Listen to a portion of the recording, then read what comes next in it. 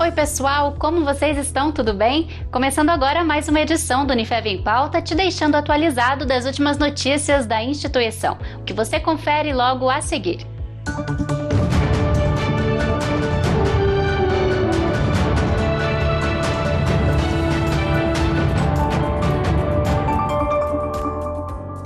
O resultado do vestibular de medicina da Unifev para ingresso já em agosto deste ano foi divulgado no último dia 15 de junho pela Fundação Vunesp e está disponível no unifev.edu.br/med 2021.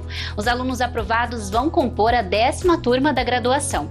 A convocação para a segunda chamada vai ser divulgada no dia 22 de junho e a terceira e sucessivas chamadas a partir do dia 28. A classificação dos candidatos é por ordem decrescente, respeitando o limite de vagas, que é 60. Assim como em 2020, por conta da pandemia, a avaliação foi feita exclusivamente online, com base nas notas obtidas pelos candidatos no Enem dos últimos 4 anos. Mais informações podem ser obtidas pelo telefone, que também é WhatsApp, 17 3405 9990.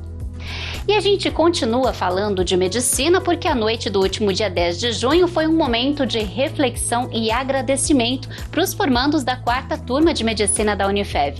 Aguardado por muitos anos desde o início da graduação, o momento da cerimônia ecumênica da formatura é um dos mais especiais que marcam a conclusão de um ciclo para toda a vida. A 4ª turma do curso de medicina da Unifev comemora essa conquista com o sentimento de dever cumprido, mesmo num momento tão desafiador quando se enfrenta uma pandemia como a da Covid-19.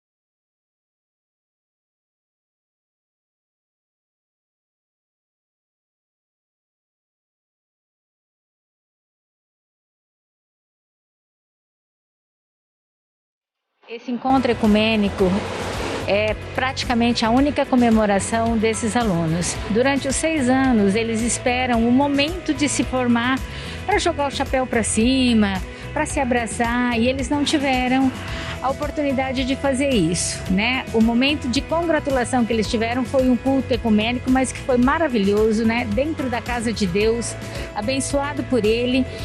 E eu acho que a Unifev, Votuporanga, nós podemos nos orgulhar de estar formando esses meninos. Eles serão diferentes, eles viveram um momento diferente. Como eu disse para eles, eles passaram coisas que muitos de nós médicos jamais imaginaríamos passar e que não passamos. E isso tudo fez com que eles amadurecessem muito rápido. Eles deixaram de ser crianças para ser adultos, pensando na saúde, pensando no seu paciente. Eu tenho certeza que essa formação eles vão levar para o resto da vida, né? Eles viram a morte de muito perto, muito cedo. Então eu tenho certeza que eles serão excelentes profissionais.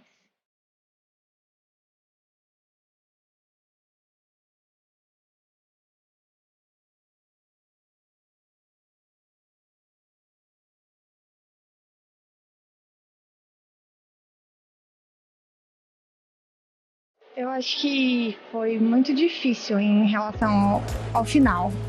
Em relação ao começo também, foi a adaptação. Mas eu acho que agora o final a gente ficou muito sensível em relação ao que está acontecendo na parte sanitária mesmo do país. Mas eu acho que o aprendizado foi muito grande. A gente conseguiu sentir na pele o que é ser médico e o que está sendo, aprendendo agora, como a nossa coordenadora falou, o que é sentir a dor de um paciente ali mesmo, sabe? No ato da doença, de uma doença tão triste, porque quando a gente vê as pessoas pedindo por ar, é muito difícil. Mas concluir esse objetivo nessa situação que a gente está vivendo é muito triste por estar longe dos nossos pais, dos nossos familiares, mas é um alívio muito grande em relação a ter chegado nesse fim. Tanto porque a gente teve um hiato entre ter parado e ter voltado e ter pedido para vir, né, também, e ter pedido para entrar no Covid. Eu acho que é um alívio. E eu acho que o aprendizado é a palavra. Com uma formação médica humanista, a Unifev forma mais uma turma de profissionais médicos preparados para os novos desafios que tem pela frente. Orgulho para os alunos, para suas famílias e também para a instituição. Em nome do Pai, e do Filho, e do Espírito Santo. Amém. Parabéns, Deus vos abençoe. E dê paz, e o Senhor vos acompanhe. Graças a Deus. Uma grande salva de palmas a todos aqui presentes, a todas as conquistas e todos que nos ajudaram nesta caminhada.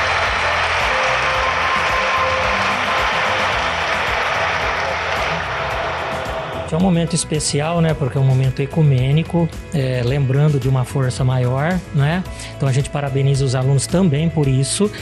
E lembrando que a Unifev tem um papel muito especial aqui, né? Estão felizes os familiares, estão felizes os alunos e, por sua vez, a Unifev também, porque nós estamos contribuindo com uma formação muito sólida para esses novos médicos e também porque a gente está contribuindo com a saúde de uma maneira bastante ampla, uma vez que a gente vive uma pandemia e esse trabalho da medicina se torna ainda mais importante. Então a Unifev, mais uma vez, tem uma contribuição significativa com a comunidade, com essas pessoas e com todos esses familiares que tiveram esse momento tão importante. E foi realizada no último dia 15 de junho, aqui em Votuporanga, a 6ª edição da Conferência Municipal de Saúde. O objetivo do encontro foi discutir ações que devem ser colocadas em prática nos próximos 4 anos. O reitor da Unifev também participou do evento. A gente confere a seguir.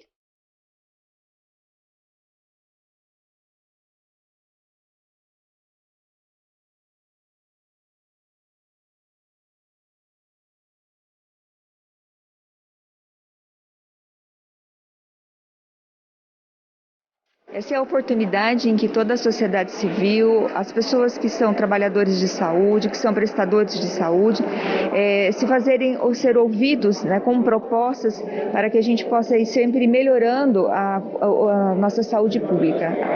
E a partir daqui, quais são os próximos passos?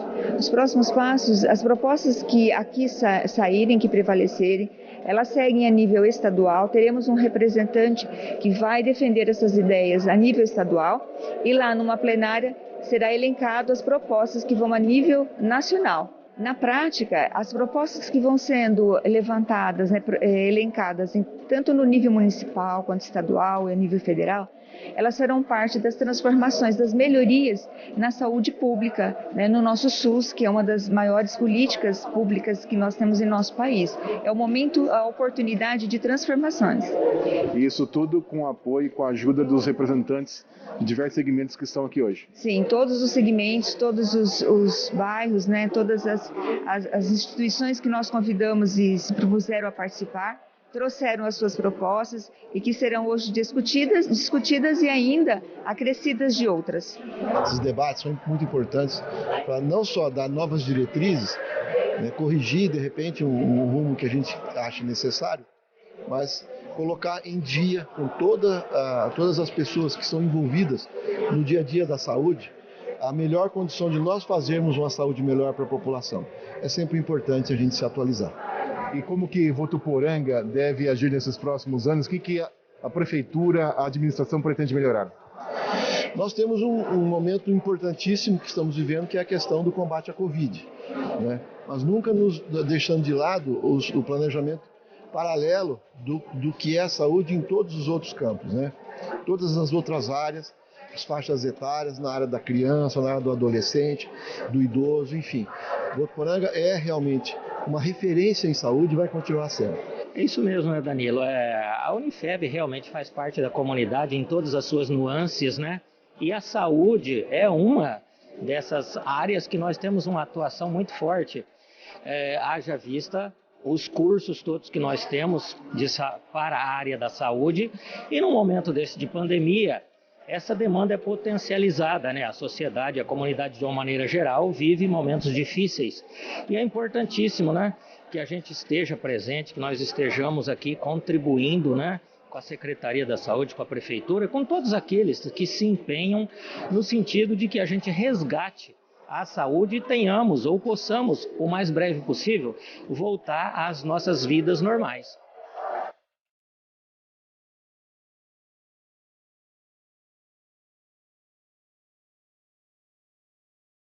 E a gente agora vai rapidinho para o intervalo, mas não sai daí porque daqui a pouco o Unifev em Pauta está de volta com muito mais para você da instituição. Até já!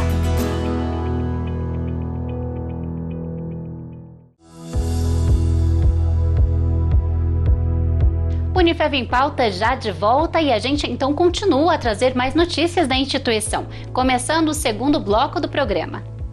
E 2 egressos do Colégio Unifev e uma aluna do ensino médio tiveram excelentes desempenhos em suas notas finais no Enem e em vestibulares de importantes universidades brasileiras. Entre as instituições de ensino superior mais disputadas estão a Universidade de São Paulo, a USP, a Universidade Estadual de Campinas, a Unicamp, a Pontifícia Universidade Católica de São Paulo, a PUC, a Universidade Estadual Paulista, Júlio de Mesquita Filho, Unesp, e a Universidade Federal de São Carlos, a UFSCar.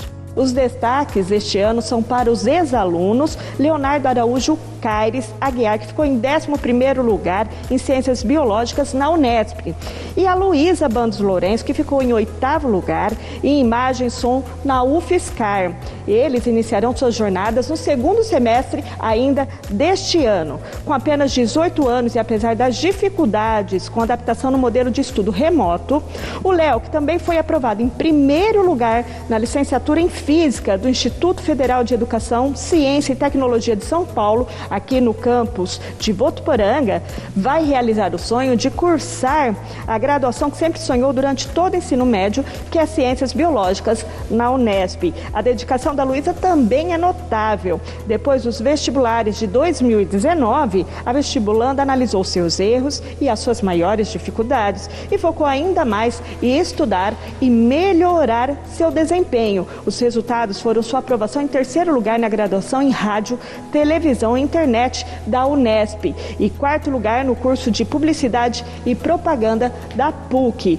Para a jovem Melissa Garcia Tavares, aluna 100% Unifev e estudante da 2ª série do ensino médio, a primeira experiência com o Enem foi muito positiva.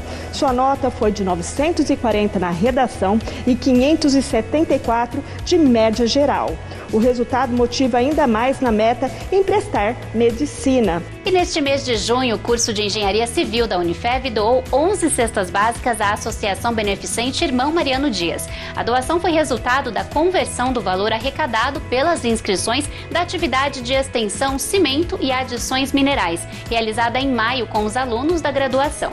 A entrega feita recentemente beneficia a entidade assistencial que atende crianças e adolescentes em situação de vulnerabilidade social aqui em Votuporanga. Atualmente, a organização é mantida por meio de contribuições e dá suporte a 120 jovens entre 3 e 14 anos de idade. E a gente fala agora de saúde em pauta e quem conversa com a gente é o professor Ricardo Martins, docente da área da saúde aqui na Unifev. Hoje o professor fala sobre problemas de afastamento do trabalho de pessoas em home office. Vamos ver.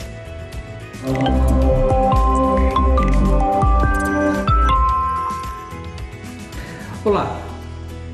O trabalho em home office tem gerado muitas preocupações, não só na área músculo-esquelética, mas também na área que envolve as emoções, as áreas psicológicas e também de rendimento de trabalho. Mas o que pode estar acontecendo? Vamos falar um pouco sobre isso hoje. O que nós temos visto são alguns números alarmantes, mesmo o indivíduo trabalhando em casa, no que nós chamamos hoje de home office, tem aumentado o número de afastamento do trabalho e absenteísmo. O que é isso? É o afastamento do trabalho por questões ligadas às dores ou algum tipo de desconforto musculoesquelético que impede a produtividade daquele trabalhador. Mas o que está acontecendo se eu estou trabalhando em casa? Por que eu estou gerando piores condições de trabalho? Exatamente por isso, porque a casa não foi adaptada para o local do que seria o trabalho daquele indivíduo. Ou seja, será que a mesa, o computador e todos os utensílios estão na altura e lugares adequados? Outra coisa, o ambiente em que esse trabalhador está. Ou seja, muitas vezes a casa está mal adaptada, muito barulho, muita gente circulando, sons atrapalhando a atividade profissional e principalmente alterando a rotina do trabalho. E esse é outro foco. Será que o trabalhador está realmente desenvolvendo o horário disciplinado, com pausas, descanso e tempo necessário para a contribuição em produtividade? Então nós percebemos que aumentou em 40% o nível de absenteísmo em algumas empresas porque o indivíduo está em home office mal adaptado. Outra coisa, aumentou em 50% a procura por medicações analgésicas de relaxamento muscular e anti-inflamatória nesse grupo que está em home office. Então nós percebemos que há necessidade de dicas importantes como trabalhar alongamentos antes e depois da atividade home office, fazer com que a cadeira, a mesa e a altura do computador estejam compatíveis com a altura e posicionamento desse trabalhador.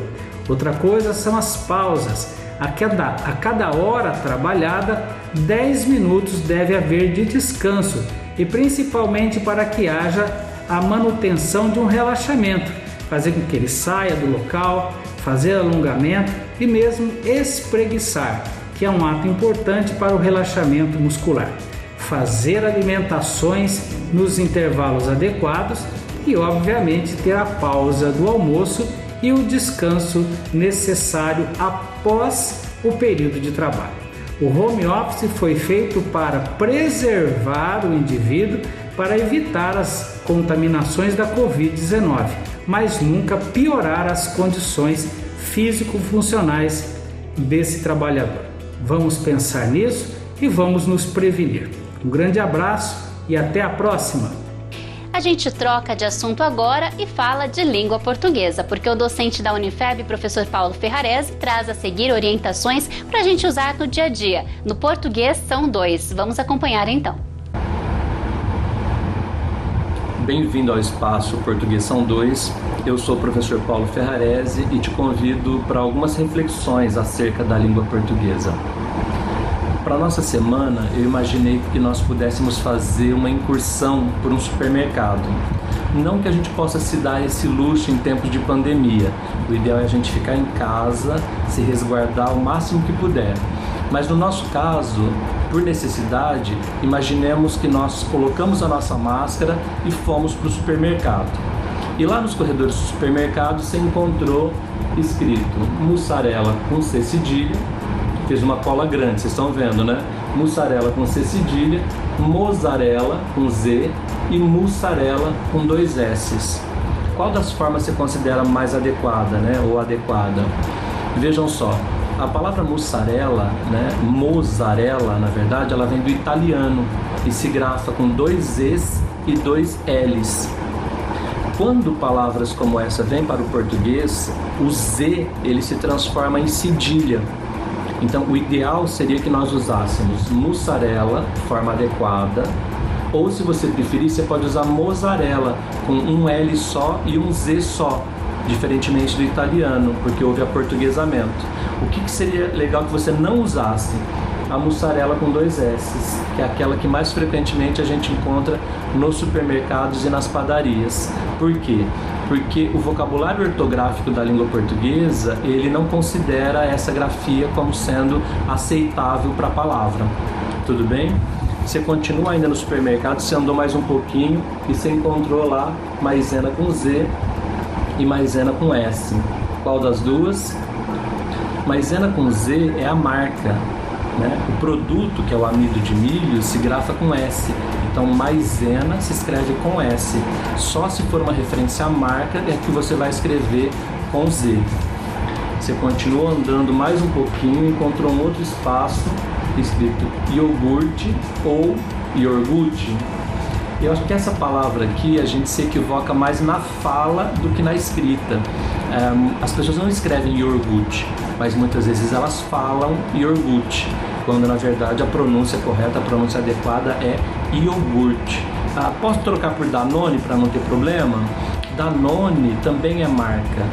Esse processo nós chamamos de metonímia na língua portuguesa, que é quando você toma um produto em função da marca, o contrário, né? A marca em função do produto, né? O nome em função do produto. Então, chamar de Danone, não que seja um equívoco, mas é uma referência àquela marca específica e não ao produto em si. O produto em si é o iogurte. Aí você continua mais um pouquinho e encontrou lá chuchu com CH e chuchu com X. Eu confesso para vocês que eu morro de vontade de escrever o chuchu com X. Eu acho que o chuchu tem cara de X, mas se grafa com CH, se escreve com CH, sempre, né? E como a língua portuguesa não tem a ver com cara, tem a ver com acordo ortográfico, então a grafia correta é com CH. Você continua mais um pouquinho e vai encontrar mortandela e mortadela. Qual das duas você usaria? Eu acho que também na oralidade a gente usa mortandela, muito comum entre a população a pronúncia de mortandela, talvez por uma questão de conforto fônico, né, de conforto na pronúncia, mas o ideal é mortadela, não tem esse N aí, não mortandela, mortadela seria a pronúncia adequada. E aí, continuando, você foi para o caixa, e aí te perguntaram, né, é à vista o pagamento? E aí tem lá, à vista, um sinal indicativo aqui, ó, um acento grave, tem o à vista sem acento grave, e tem esse à vista escrito tudo junto.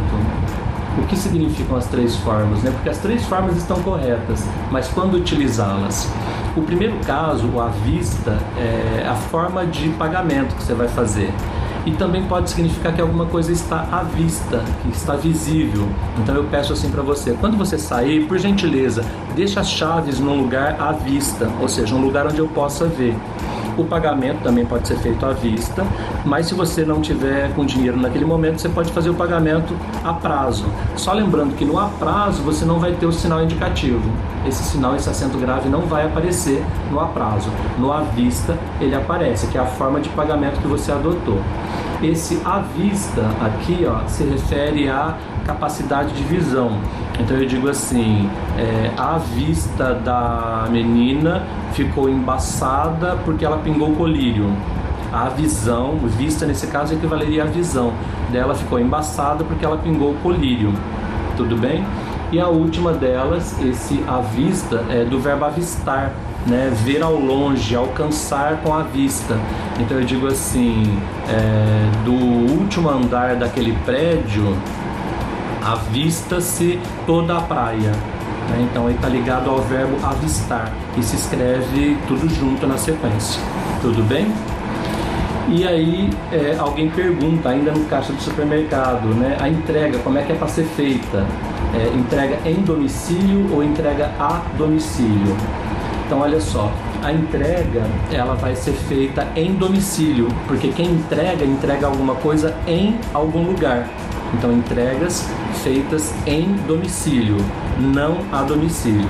Se por acaso você quiser dizer que o supermercado leva a compra a domicílio, tudo bem, o verbo levar admite. Mas se a escrita, né, se a construção for entregas, então entregas são feitas em domicílio. Seria o adequado, seria o correto para se utilizar. E por último, eu queria desfazer um mito que existe, aí não está ligado ao supermercado, né? Está ligado a conhecimento de mundo. Muitas pessoas dizem que a palavra aluno significa sem luz. inclusive muitos sites, muitos locais de busca na internet, você acaba encontrando essa informação e ela não procede, ela não é verdadeira. A palavra aluno, o prefixo a, quem construiu essa falácia, né, essa inverdade, diz que a palavra o a é prefixo de negação e esse luno aí viria de luz, então ausência de luz, o que não é verdade de jeito nenhum. Aluno significa lactente, né? Aquele que ainda de alguma forma está sendo amamentado, mas no sentido metafórico, aquele que está sendo nutrido, aquele que está sendo preparado, ou aquele com quem se pode barganhar, se pode trocar alguma coisa. Mas em hipótese nenhuma, essa ideia de que aluno é alguém sem luz. O que seria do universo se nós não fôssemos eternos alunos, eternos aprendizes e criaturas sempre iluminadas? Não é verdade? É isso. Muito obrigada, Paulo, pela participação, e a gente aproveita para deixar também claro o convite para você que está nos assistindo. Tem alguma dúvida de português ou quer entender melhor algum assunto que envolve a língua portuguesa?